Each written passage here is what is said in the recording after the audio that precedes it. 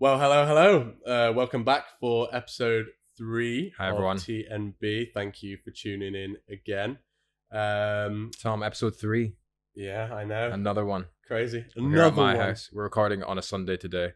It's absolutely roasting. I was going to say, not just any Sunday. And yes, it has been a hot weekend, but I think It's it's... the Club World Cup final. Yeah. yeah, The boys. I suppose. And the Wimbledon final. Yeah, men's singles. But Yeah. But it's not just been a hot one in general. I think it's fair to say it's been a very, very hot one for us in particular. yeah, correct. And probably any other bands that have been out doing any gigs or whatever. Yeah, respect to all the bands out this weekend, especially in outdoor gigs. We were indoor. We'll get into that. Should we take a look at what we're gonna? Yeah, absolutely. Run it. Let's hear. Today we need to talk about our new logo because we had a competition, as you know. Thank you to everyone that sent loads of different ideas and logos in. It's been really cool to, just start up this thing and then, actually be interacted with. So thank you to those who put time and effort into design and stuff. That's not banging. I've been on holiday since episode 2. I went to Malta. Lucky boy. Yeah. You can tell, mate. Look at the colour of you. Yeah. I do stay safe. I should say I do stay safe in the sun. I'm not just someone that goes and gets out there. I'm covering myself. Shady. Don't believe a word of that. You reckon? Mate. Yeah. Look at you. But that's safe. I'm not burnt. I'm sorry to bring this up again. You're from Scotland. Yeah. And you're. I know, but I don't live in Scotland. Scottish people are traditionally pale, not because of their genes and it's because of their geographical circumstances. Yes. I live in England and I went to Malta, which is the hottest country in Europe on average, and it was 35 every day. Right. When you, I hope Helen doesn't mind this. My partner Helen is part Irish, and Which part? Top. Part the face. It's like a fab ice cream. It's somewhere in the middle. It's like this. Okay. Third number 2. Anyway, yeah, she's part Irish, and she just has to look at the sun and she will burn. And it seems almost like a bit of an Irish thing that you just don't, the whole ginger hair thing, and people don't tan, they burn. And you're from Scotland, is it the same? But maybe the Irish part of me and the Scottish part of me is not skin based. Maybe it's personality or personality. Yeah, just morals. I'm morally Scottish, but physically, that's brilliant. Portuguese. Okay. Right. Okay. Anyway, let's talk. Anyway, nice tan, mate. Nice tan. Thanks, bro.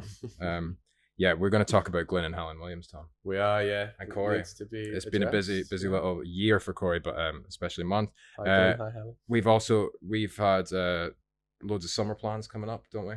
Yeah. I'm going to come to Cornwall and visit you. That's exciting. I mean, I know you've been before with the band, but it's the first time you'll come away from our instrument. Cornwall is a country. We have chosen our logo. I am so excited to share this with you guys. We've had so many submissions, actually. It's been awesome. So we said about the 5th of July. We are recording this on, what's the date? The 13th of July. 13th. So it's a week, yeah. It's been a week and a bit over. It has, yeah. But we've had loads, so many submissions. So thank you so much. Do you pop a couple on screen right now? 100%. Just a couple. There's one. Yeah. There's a few AI ones. Here. Yeah. Here's one that looks just like us from episode 1. Whoa. Yeah. That's what you look like. Yeah. Wait. Here's one that looks like us from Whit Friday in our tunics. Oh yeah. You got a point further up. You got to leave me some room. I can't reach though.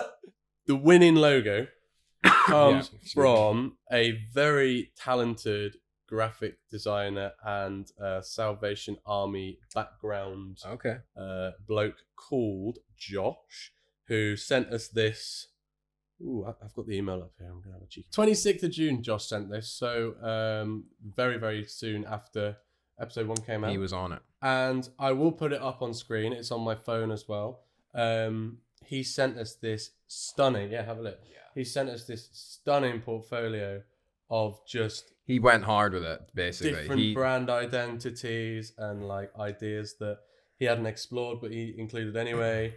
Mock-ups. We're really excited now to not only have it as our logo, but to have it on stuff. Should we tell him, or should we just launch it, hoping that he'll watch episode 3 and then that's how you find out? No, mate. We've got to tell him. Yeah. We've got to congratulate him because it's awesome. So out of the ones you sent us, Josh, we are gonna go for this one. Yeah. We'll pop it here. So yeah, welcome to our new logo. That's our brand. That's our brand. And did you read it properly? The colours on the colour scheme: Cornish black, Scottish blue, and sea salt. Are the 3 colours? The colour scheme. Because we're seaside boys. Yeah, correct. Yeah, absolutely. So congratulations, Josh Johnson. Thank you so much for sending that in. Thank you to everyone else. I'm sure there's a couple that I've seen that I think we'll be using for other stuff at some point. The couple are just really nice, like looking as well. Yeah, so we will be using others for various bits and bobs. Yeah, we can use them as like covers for like little like Instagram reels and stuff like that. At the least. They won't go to waste. Thank you very much, everyone. But yeah, congratulations, mate. Thank you so much for sending that in. And we said we'd send some free stuff, didn't we? So yeah, we will. We'll get that over. We'll be in touch. Should we do the worst logo? The worst. This one. I know. I mean, it's there, but I know exactly which one you mean. Yeah. But thanks. It was Ryan. Was it right? No, it was Richard from Wingates. Oh yeah. Thanks, Richard. Appreciate it. Yeah. Good effort. Thanks for all your input. Friend of the show. But yeah, super exciting to have our new logo. So thank you very much. And what's next? We're going to talk about, a couple of things, because obviously I went on holiday, but then we had to come straight back and record a CD. Bad draw for you, that. Bad draw. I mean, I dug my own grave, but yeah. Suppose. I have a special little instrument that... Don't clip that. I have... it's called a Jhorn. Can I go and get it? Because I know exactly where it is. You can go and get it. I'm gonna go get it. Okay, go get it. That's not bandy. Yeah. What is this?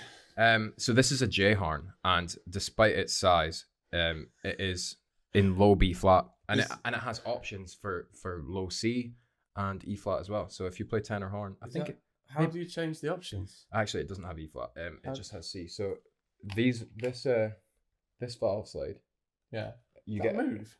It comes off somehow. What? Yeah. The bell is a trumpet bell. That is the weirdest looking thing. I've not seen this in real life. This one says second valve B flat / C. This one says third valve B flat. This one says third valve B flat. So if you take those out and then just pop in a real small ring, and that's all it takes, because obviously, as we know, small instruments compression take much less volume change to make them higher. So you can get a full tone out of just changing those. Is that like a tenor horn size mouthpiece as well? So this is from a plastic trombone, a tromba, which in black, because the mouthpieces that go in it. So you get one mouthpiece and it has 3 different adapters. This sounds like an ad, by the way. Jhorn, send us some stuff. We're gonna make you a killing. Your valve's amazing. That first valve is a killer. So that's it. I'm gonna have a blow. You're gonna blow the mics out though. Yeah, I'm gonna face away from the mic. Is it in B flat? How do you hold it? Don't know. Oh wow. Yeah. What's the levels looking like?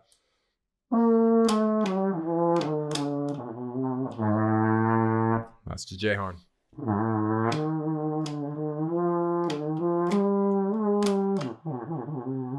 So it is.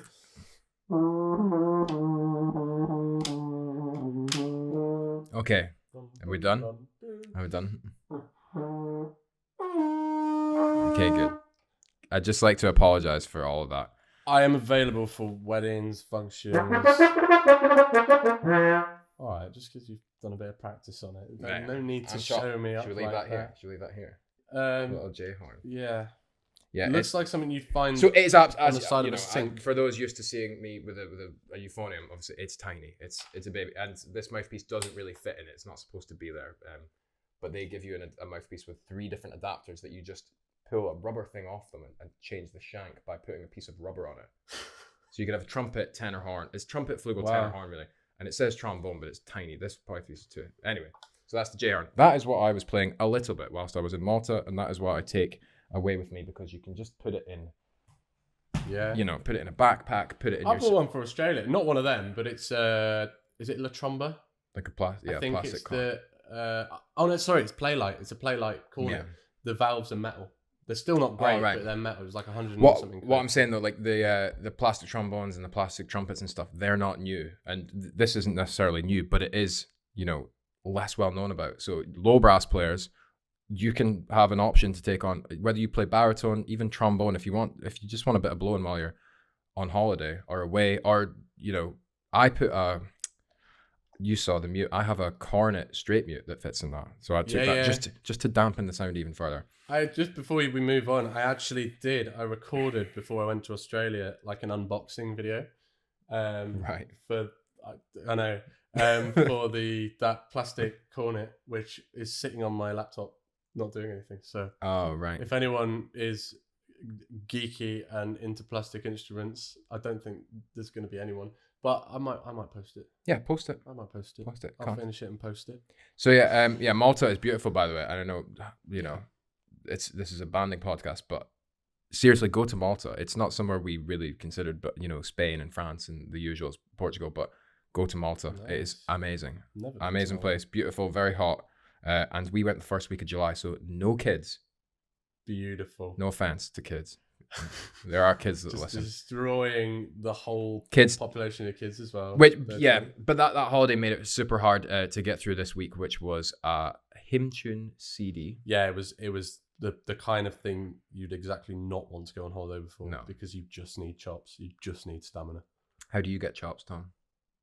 Ooh, it's band, right? Well, I guess so. Band. But then having said that also, the time of the year where you're at band the most is contest season and Christmas, of course, and Christmas, like CD season. After both, I know it's probably because you're playing the same thing, but after both, you have not as much stamina as you would have thought. Do you find that? I just think there is two different types of stamina, and there's stamina for stuff and there's stamina for sight reading, and stamina for reading. Weird. Is so how that works. It's so well. It's just because you don't have a breathing plan. And it's muscle memory, so it's knowing exactly how loud to blow and how fast to make the airstream and all to take the pressure off here. Yeah, and it's also like if it's just not nerves, but just unfamiliar situations. Yeah, so maybe you try harder, and maybe you just feel pressure, and that's why you get you play your contest piece in band. You've got a bit of a plan. Yeah, but that and this is from all sections of banding. From when I was a kid as well, I always remember this being the case. Second baritone or whatever part I was on, I could do the 2-hour rehearsals and be okay and like feel it towards the end. Mm-hmm. But when you come to the contest performance, you play it 16-minute piece, and 12 minutes in, you're tired. Yeah. It's mad. It is mad. Yeah, it's a taxing thing. But yeah, how I get chops. To be honest. If I know that I need to build stamina back, like we're about to have 2 weeks off band, aren't we? And then we're gonna have to come back, and we'll be in rehearsals very 3 times a week. British Open as well. There's no soft launch. It's bang, straight into this DK. crazy piece, which we'll talk about on another episode, I'm sure. Yeah. Arbon studies, characteristic studies are great for me. Why? I find it's a weird kind of stamina though, where even though they're really stamina draining, you then get back to band and you're like, wow, I'm tired. But it's because you obviously do more playing when you're at band, but I find they help. But this is probably going to get me in trouble. But in this 2 weeks off, I will probably play 4 or 5 times. I mean, it's going to be different this year, actually, because I'm doing these solo gigs, which I talked about before. But usually I do have a bit of time off. Whereas I bet 5 years ago, you would have been playing a lot more through those holidays. Probably. But I also feel now you need a break sometimes. Why is that? I don't know what it's like on youth. And I don't know if any other cornet players can relate. And maybe I'm just being a bit of a diva. It's okay. But I get callous quite easily there now. And I need time off sometimes to let that just soothe. Unless I'm like there with the toothbrush and stuff, like trying to get the blood circulation going. Yeah, I do that quite a lot. Yeah, it's just a thing that bands almost don't have enough respect. We just we all go to bands, we all do twice a week rehearsals, and we all drive, and we all have to practice our parts a bit. But not everyone runs the same race and at the same pace in a brass band rehearsal. So Yeah. Just look after your cornet players, guys. Like, this is a public service announcement. Thanks, man. That's real kind. Look after the cornets, because there's more of them than you, and you absolutely need them. And there's not enough of them in bands because of the numbers that you need. And it's a tough part. You can rock up on, with respect to other parts as always, but you can kind of show up on other instruments in all sections of banding. Really, you can show up. On front row cornet, on soprano cornet, on, you know, maybe my seat to an extent, but obviously I kind of got away with it from being on holiday. Did well, parts that just have to blow like crazy, and it's hard work. It's sprinting, right? Sprint training. Everyone can go for a walk, but these guys are sprinting, so be nice. Cornet players, you just heard that, and it's been recorded. I love cornet. Euphonium player. I love cornet players. Like, if I would play the cornet if I didn't play euphonium. Yeah, man.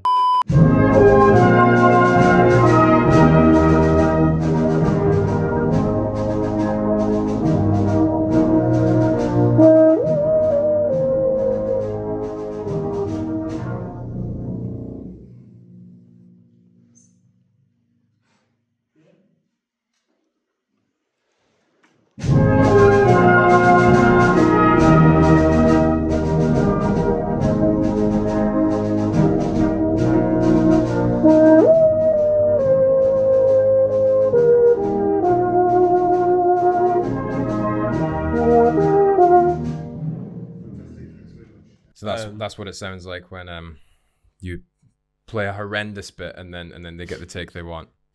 Yeah, sorry, we got a little bit interrupted there because one of the cameras died. But we were talking about the CD, so that was some footage from the CD. Both of us played solo, as you will have just seen. It's interesting. Recording is hard, but it's so good because obviously you get multiple goes. I really enjoy it, actually. I always really dread it, but it's always fun. It's always really fun. It's interesting sometimes. So we had two guys in the box, I guess. Keith Johnson, who is massive shout out to Keith, by the way. Yeah, great guy, and awesome engineer. You know, he's a friend of the band as well, and he's a sound engineer, and he does things for the Yorkshire area, and he's done, you know, multiple albums and things like that for soloists. Very talented guy. Yeah, great, and he's got loads of gear as well, like recording stuff, and also James Garlick, who I've known for years through the Jägermeisters Oompa band. We've been, you know, on tour together loads of times. Yeah, done a ton of gigs. And he was producing the album for the first time. Yeah, again, massive shout out. He to was James. really good. Did a great job. He's like, I told really him after day one, and I was like, it's just like calm and like temperament, really good. Made it really easy for us, and just said, right, guys, we're just trying to get this now. Can we go 2 before D? And like just made it not personal. Yeah. And obviously, if you record CDs in your own ensembles, it's something you need. You can't be putting pressure on somebody you have to nail it this time, or right, well, the second trombone that time, that was rubbish. So sort it out. Yeah. You always feel a bit of when it's something difficult, like say your bit in Christ Alone. Yeah. Even if it's really simple accompaniment, you want it, you know, absolutely together, no split notes, nice production, etc., etc. So if you're accompanying a solo, or if you're, I suppose even if you're playing just a tutty thing, there's always a bit more pressure when you're recording, because if you mess it up, you have to do it again. And although you can do it as many times as you want, there is also a finite amount of times you can do it because of chops, and you don't want to annoy people, and it's a really, really tough one in that sense. But we did pretty well this weekend, I think. In general, there weren't too many times we had to go over things. No, we finished early.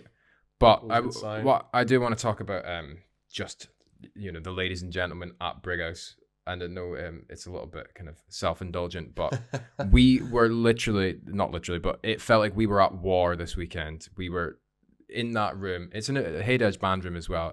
You know, thanks to them, and they've got a great facility. Would highly recommend it. But it was so hot. It continued to get hotter. Like, everyone knows the weather is it's not a surprise. This week, you know, 12th and 13th of July as we record, and we're sat there, you know, hour after hour. My instrument felt like it needed a bath after the first take. Like sweating, like, and we had to put mutes in. I was afraid I was going to drop the mute because my hand was I'm just looking around, and it's like so inspiring because you're looking around, you're seeing the front row and the back row there in my eye line, and everyone's grafting, and it's like for each other. It's for the take, and it's for the conductor, and it's just for the band. And mate, that's why being part of a brass band is a beautiful thing. It's an amazing thing. It's an amazing thing. And I just wanted to say, like, this is unscripted, and it, again, self-indulgent, but I want to say that, like, this weekend, like, obviously thank you to all the people in the organization, and to Jonathan, Cory, and to the two guys behind the box. But Brighouse this weekend, it was a great experience to be there. And you know, CD regardless, or the weekend regardless, I feel like we became a better band as a group of people. Yeah. Because we were in that, felt like a war zone. Yeah, absolutely. Yeah. It would be really good to hear on that note about other people's kind of experiences of that ilk with their bands. So if you've got something that's springing to mind as we're talking, say, oh yeah, my band, we had this experience and it resonates with me. What you said. Send it in. It could be. We want to hear like an unmusical thing as well. Like it doesn't have to be. It could be that we went to the pub and there was this guy there and it was so memorable. And now every time we talk about like whatever, 100%, we want to hear it. And these are things that are really important for your group, right? Yeah, share it. It's not just a group of music. How old were you when you did your first CD recording with a band? With a band, I think I was pretty old. I think I did one with Wingates. Wingates are getting a lot of airtime on this show. Yeah, they are. I mean, I was there for ages. Big part of your life, I guess. Yeah. So that was your first recording ever with Wingates? Yeah. Paul Andrews conducted. 20 years old. Wow. I think. Yeah. Do you want to know how old I was? Go on. 10. I'd just blown my first note at 10. Cornish people. A bit of Cornish. Camborne Youth Band. That CD is still on the merch stand. Okay. I reckon. I think it will be. It will be. Yeah. And actually, you know what's funny? I could probably put money on the fact that Keith recorded it. Also, I bet you could name a load of the tracks on that album. Easily. Yeah. Right, but I bet you couldn't play through the open piece from 2 years ago. Or even do you know what I mean? And everyone and this is not a unique thing, but people you remember so well those stuff you played in your youth band or your when you're a young adult in a band. But I couldn't play you the Lost Circle now. I couldn't. Or Sand and Stars, like no chance. Well, I have to say there's one bit of Sand and Stars I can remember very, very well. I know you can as well. You're Split. No. There are two bits of Sand and Stars that I can remember really, really well. I actually can't remember if you Split. Oh, yeah. Yeah, we're sat here doing the vals. Yeah. Okay, enough of that. We're such nerds, honestly. It was a bomb. That was our weekend. It was amazing. So yeah, check it out. We have no idea what it's going to be called, but it's with we spoke about him last week. Jonathan W. Cory. W. Yeah, the W is important. Stands for. Don't do it. Don't say it. What did he say? Speaking of Cory. Nice. Does that work? That segue works. I think it works. Almost as good as what was it last time? The about Ireland. Speaking of Northern Ireland, because we're doing accents. Okay. Nice. Cory band. Let's go. Yeah. So quite a big topic to cover. So obviously, if you haven't heard. You've not been on social media because Glyn and Helen Williams have announced that they have left the band. And what was that, 2 weeks ago? A week and a half ago? Yeah, so Glyn and Helen Williams, principal euphonium and flugelhorn, just for my mum who, again, doesn't know banders. Thanks for watching, Mum. Love you. She and Glyn, I think they definitely told the band months ago that they were going to be leaving. Phil Harper has been... trying to and the bands have been trying to find replacements for them. They've signed a euphonium player in replacement, Anthony Smith. Of course they have, yeah. Big news. Congratulations. Big congratulations to him, and good luck in a big job in a big band. And we wish you all the well. Big shoes to fill, though. Big shoes. Yeah. How long have they been there? They did 10 years. Of course they did. But this is after. So when I came to England, I remember Glyn was at Foden's and. He then left 2 years later after doing 20 years at Foden's. He joined, I think he was a teenager when he joined on number one. There's that video of him doing... G-Clock. Yeah, what was it called? The new Grandpa's Yeah. With the sync. iconic video. Yeah, with the sync and the rest, and the Les valves for Les niche, and playing sop and playing playing xylophone. Yeah. Cornet, whacking out that top C. Glenn, just like as an aside, Glenn, that is an iconic video. If you Glenn Williams doesn't watch the show, but you know, everyone's seen that. That is an amazing video. Like, big respect. We all saw that as kids, and we're like, let's all do that. So absolutely. Glenn Williams, you probably don't know who you inspired. Hopefully you do. So I just I found the post, which I will stick up here. I'm sure. So this is what Glyn put, and I'm sure a lot of people will have read this already. This is from him and Helen. We would like to thank the Cory Band for their kind words and gifts of appreciation received by both of us as we contributed to our final recording session at the weekend. We have enjoyed an amazing 10 years of banding since relocating our whole lives to join Cory in 2015, and have made lifelong friends along the way who we will continue to wholeheartedly support, which is nice. Very nice. Sadly, what the band won't publicly reveal is that we have been asked to leave because of the brand of instruments that we choose to play. We have been devastated since this decision was made back in early December 2024, but at the same time determined to leave in the right way and fulfill all obligations to the best of our ability. We leave heartbroken, but with our integrity and dignity firmly intact. Glyn and Helen Williams. Thoughts on that? You go first. So, first of all, we're both Besson artists. We should probably just put that out there. We should say. And have you got a mouthpiece sponsor as well? No. I'm supposed to be a Dennis Wick artist. Well, you got to like stand on. All right. Don't. Back yourself. So it's a little bit different at Brighouse, I guess. There's a couple more Besson artists in the band as well as us. And there have been in the past. Absolutely, yeah. But Brighouse, I think I'm right in saying, used to be a Besson band. We've definitely got a full fleet of Sovereigns somewhere, Cornets. But we're not a band that's tied to a brand. So we've got a few people who play this and that, you know. Yeah. So a problem like this would never arise at Brighouse. Correct. Yeah, that's what I'm saying. But it's a tough one, I guess, in a sense that I think we should precursor this by saying, go on, massive respect for Cory Band, massive respect for Glyn and Helen Williams, and and all of them have done. And this is not representative of us, like from a rival band or another, like anything like that. All, no. This is just us, like we said in episode 1 or whatever. We're just talking about banding because, you know, no one else is doing it, so we want a podcast to listen to as well. Yeah. We listen to this podcast. I think it's great. Yeah. Right. So that said, Glyn and Helen, like Cory were a Besson band when they joined. Okay. Glyn and Helen were not Besson artists when they joined. This isn't news, right? I think it was a sterling thing, definitely for Glyn. And then he is now an Adams artist. Adams, again with Gary Curtin and the likes of that. Gary Curtin from my mum at Foden's, you know, euphonium superstar, and legend.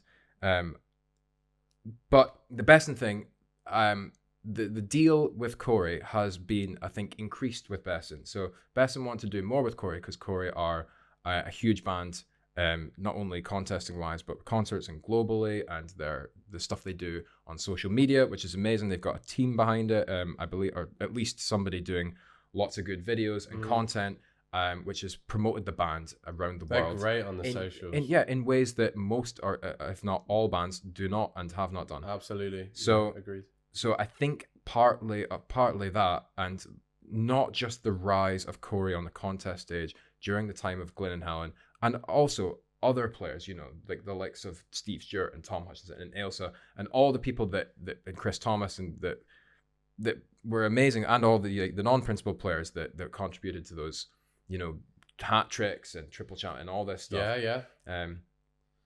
Yeah, so absolutely. That paired with the social media age and how Cory kind of blew up during lockdown in 2020 and 21, and now they're trying to align their brand. I believe. I think that's what they're trying to do. And fair enough. And Cory definitely have a lot of love for the Williams.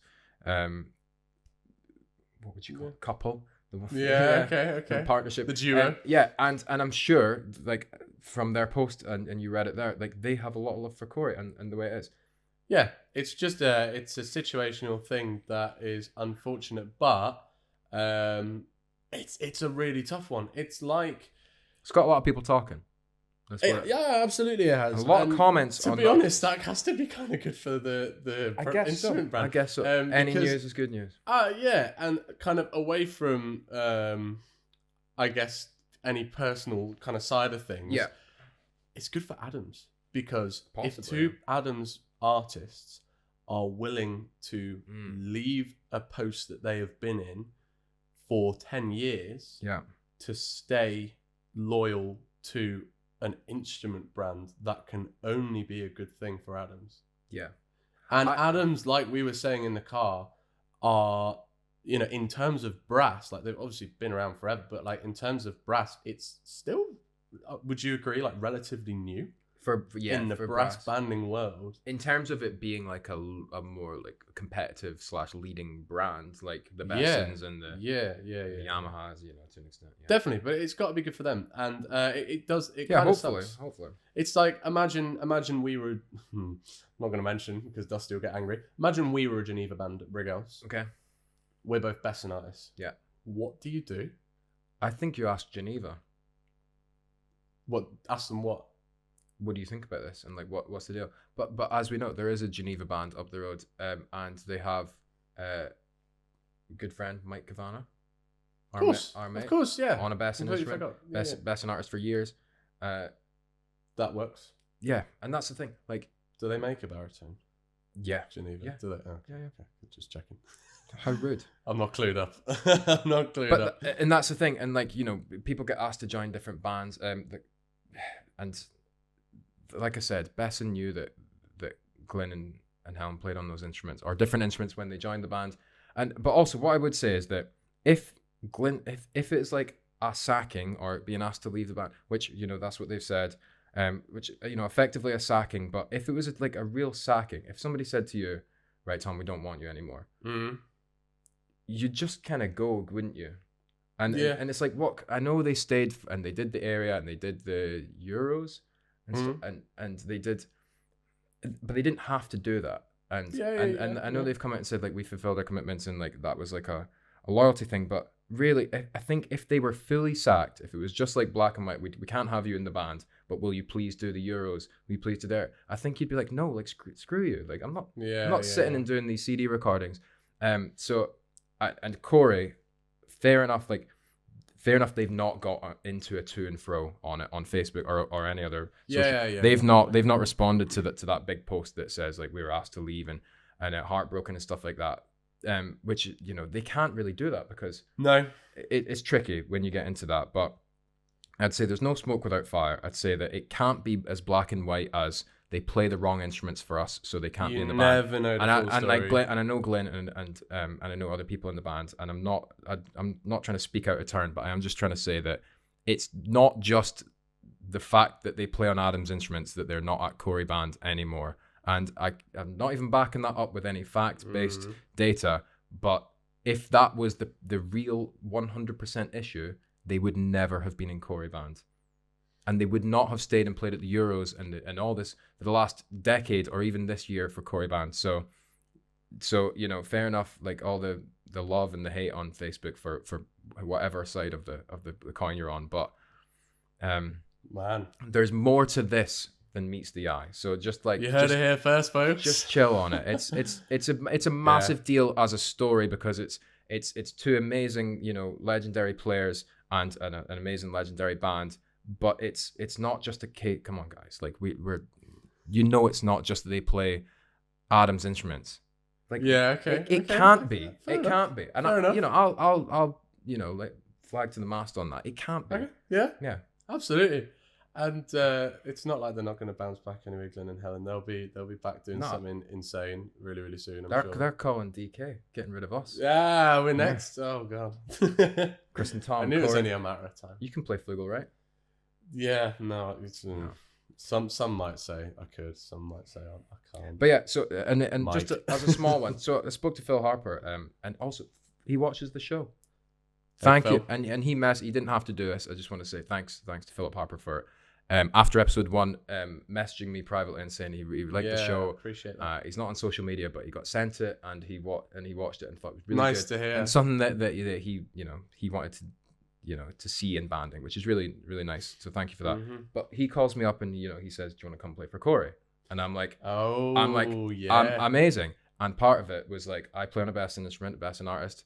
That would, would work for them. But like Helen and Glyn said in their post, they relocated, they moved their life to South Wales. It's a huge deal. And yeah, that was part of the deal though.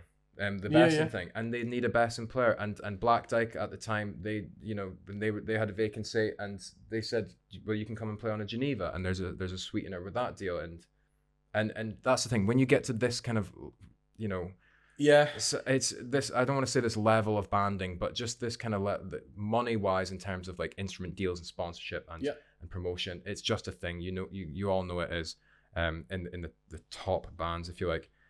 There is a little bit more red tape. You think you've got band politics. I know you do in all sections, but politically we're not even allowed to talk about other bands, and yet we've made a podcast. We have to talk about other bands. I'm sorry. Absolutely.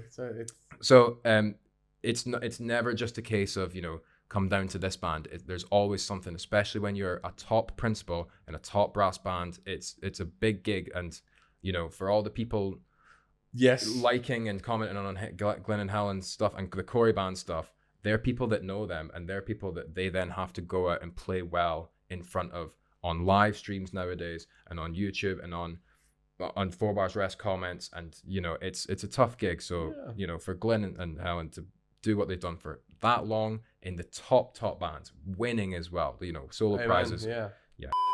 That's not banding. So we've got a couple of friends of the band and friends personally, and former colleagues, of course. Who were out playing at the New Zealand Nationals this time just gone, and I'm right in saying that they won. Yeah, the Wellington Brass. Wellington Brass, first place. Kyle and Luke Spence. So Kyle Lawson, sorry. My predecessor. So yes, former principal cornet of Brighouse. I think the first New Zealand principal. I don't know. There's some stat about it. He did 3 stints with the band as well. He couldn't leave for and Fairies. And formerly more recently principal cornet. Exactly. Yeah. And my former housemate in 2 different houses. We moved. I forgot about that. Yeah, we lived together. We were living together when lockdown hit. So before you might not remember, before I joined the band, like maybe even 2 years before I joined the band, when I was playing for Grimy, so 2019. Klein. Bing! Just Grimethorpe Colliery band mom. Remember I told you about a young budding 19-year-old, very nervous. But yeah, I came and helped you guys out, and Kyle was sat on top man. Yes. And it was the first time I'd heard of Kyle. Yeah. And I don't think we'd even done Unibrass together yet, because I know he did a Unibrass.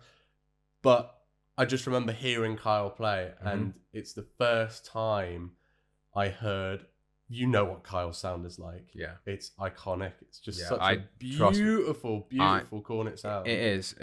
And it was the first time I was exposed to that kind of Remember I lived with him though. Like, oh my God. Remember I had to live with him though. Yeah. So if you live with better or for worse. Well, if it is an amazing sound, but if you live with a supermodel, it wears off, right? No, mate. Kyle, to his credit, he's a big practicer, which is not an insult. Like he went hard on it. He just the most beautiful sound. But I was trying to sleep, Yeah. I was, and then Luke, who also formerly of Brig, very recently. Recently, yeah. So someone that sat opposite me and someone that sat next to me. Yeah, which is nice. That is nice. Yeah. So they, what did they do? They got solo prizes at the New Zealand Nationals, and they were also the winners. It was Kyle on. Let me just read this. Kyle was best principal cornet on the own choice, beating our also very close friend and a former Brighouse player, Dom Longhurst. Now he won't mind me saying. Can I just interject? Yes. Now I need to ask you this, and I guess some of the viewers might want to know as well. Right. New Zealand Nationals, is it like the Nationals over here where you have a test piece, or is it like some of the Nationals we have in other European countries where you have a set and a own choice? So like the Euros? So they play a sacred item. Is that what it's called? Yeah. Is that which one is that? Well, it's part of like the whole thing. So they play an own choice test piece. I think it's over 2 days. Okay. They play a sacred item and a set piece. That's one way of putting it. Sacred item. I know, but then if you hymn is like, Yeah. Oh, There's a contentious point. I was speaking. So yeah, back to episode. Makes sense. In episode 2, we spoke about Blackburn and Darwin March contest, March and hymn tune, and we basically the winning band Hepworth played Phil Harper again in Love for Me, a piece by Phil Harper, and it's not a hymn tune, apparently, but it's slow. Disqualify. It's slow. Okay. So yeah. Fair enough. So I think Sacred Item maybe covers a little bit of that. Okay, that makes sense. Yeah, but also we should say not just Kyle and not just Luke and the conductor as well, David Bremner, who was over working with the band in January for the RNCM Did brass. my concerto? Yeah, he can really good to work He with conducted whilst Tom played the Dennis Wright Cornet Concerto. So congratulations to them, Wellington Brass and David Bremner for winning. Go on. I wanted to say that's the point I was getting to. That means even more to Kyle that he beat Dom, because the level, like I'm sure lots of people watching know Dom's just an insane player. Did you hear that recording? Yeah. Dom Longhurst, yeah. Did you hear that recording of him doing Brussels? Yeah. From the live stream? Yeah. Oh my God. Yeah. Interesting story. I felt it. I felt it. He's like proper zonal. He's like, he was there. Yeah, it was. Well, he wasn't there. Bashing it, but like, oh my God. Interesting story, very quick, about that that fast solo. Yeah, that one was unreal. Insane. Yeah. So again, I must have been 1920. COVID was 2020, wasn't it? March 2020. Is that right? It's so hot in here. Something like that. It's getting so hot. Warm. Sorry. Continue. You can see the steam coming out your ears. Yeah, you're steaming. Yeah, so I had just been and played with, I'm going to absolutely nail this pronunciation, Gotha brass band. Jhorn. Gotha, yeah. That was horrendous. Yeah, so I've just been and played with them, and Martin Britt, sub player at Cory, segueing back there. Of course, yeah. Little callback. He was playing SOP with them at the time, and I think he was one of the reasons I got invited over to play with them. Somewhere on the front row, I think it was like second man. Cool. Then after that, he asked me to do, because he plays with 3BA as well. He does quite a lot of these European bands, or at least used to. I think he still does. So they were going to pay for my flights. This was for the German nationals, I'm assuming. They were going to pay for my flights. I was going to get a really nice fee, I have to say. And it was like £700. Like 700 or 700. I think it was 700. Yeah. That's quite important to the story, actually. That's GBP, people. Yeah, let's go 700. It was around there. Right. It was for like a week's worth of rehearsals and the contest. Please save your letters. Like, he's a professional. This doesn't happen all the time, by the way. Yeah, so don't tweet us. I was like, oh my God, okay, I have to go. Brussels Requiem, was the piece. I practiced that bit, that solo, and at this point, I was in second year of uni. We were in a terraced house. The people next door, I was on the bedroom that was right next to. Well, remember that house? Yes. I used to get them banging on the wall like that for me to stop practicing. Right. But for 700 quid, mate, I was going to keep practicing. Yeah, fair enough. Whether they knocked on the door or not. So I was practicing this bit and I got it nailed. I've got a video of me somewhere. Nice. I'll try and find it. If I can find it, I'll put it on. Do it. And COVID happened. Oh. Guess how many days before I was meant to fly out, COVID happened? 5. 2 days. Oh, damn it. I was going to say 2 days before I was meant to fly out, all ready to play Brussels, COVID put a stop to it and it got cancelled. And I never got to go. Oh, man. So never got to play the German Nationals, never got to play with 3BA, never got to play Brussels Requiem, but I've practiced it. It's just mad, isn't it? To think. If you've got a tiny violin, could you please send it into That's Not Banning You? Please, for me. Yeah. Very, very sad. Yeah. I mean, that is annoying when you just like work so. I mean, I drove all the way to band from Scotland, and the band was cancelled about half an hour before I got to band. Yeah, on the Monday. Ouch. Fucking Boris. Eesh. What a bam. Yeah, that's bad. Yeah. I've got another one, but I won't say. No. I won't say. I reckon that'll do us. Yeah. Shall we wrap it up there? Let's wrap it up. Awesome. Well, thank you so much for watching once again. Thanks, guys. Are we going to tell them what we're doing now?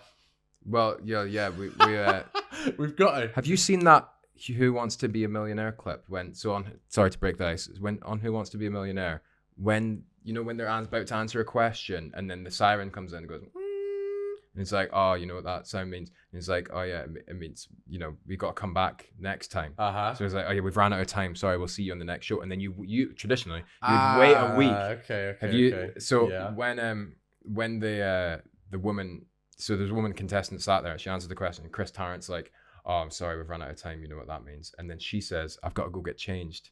Because and then the presenter's just like losing continuity. Yeah, because or the opposite. Because she shouldn't have said that. Yeah. She should have said we've run out of time. Because then it just breaks the bubble that they actually just record them. All so what we're saying is, you will see us in 2 weeks' time. We will see us in this setting in 20 minutes' time. Yeah. But it should be a really, really good one. We're gonna go through lots of the stuff that we have been sent in, which I'm really, really excited to do. Finally, we've been holding off on doing it. Yeah. Finally, it's the time. So we're gonna compile it all, go through. Should be lots of fun. So yeah, catch us next time. We'll see you there. Really looking forward to it. See you in the next one. Yeah. End of the episode, Tom. You know what that means? What does it mean? It means we have to go and get changed. Great. Awesome.